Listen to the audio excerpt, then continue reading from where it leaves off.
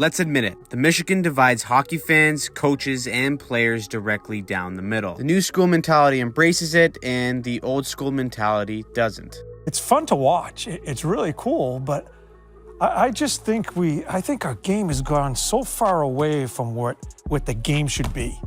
A hard game, an honest game. Take last night's World Juniors game between the Czechs and Team Canada. The Czechs upset Canada 5-2, but all some people could talk about was how soft Canada was for throwing up Michigan's and how they played too much of an individual game. This has and probably will forever have the hockey community fighting over this topic. The beauty, in my opinion, is that both sides can be right. For example, if Bedard or Fantilli score on any one of these Michigans in last night's game and Canada wins, this whole thing becomes a non-issue. Sure, some people may piss and moan about it for a second, but if it works, it's easily forgotten. In fact, it is probably celebrated and encouraged in the future. On the other side, you could argue that this type of mentality was why they didn't win last night's game in the first place. Too much individuality throughout the game and not enough simple hockey that generally wins tight games like these. You could also say that it fires up the other team by giving the impression that you're showboating to a certain extent. The point is that you can argue for either side, but hockey is at a crossroads with the future of the game. On one hand, these players are so skilled and creative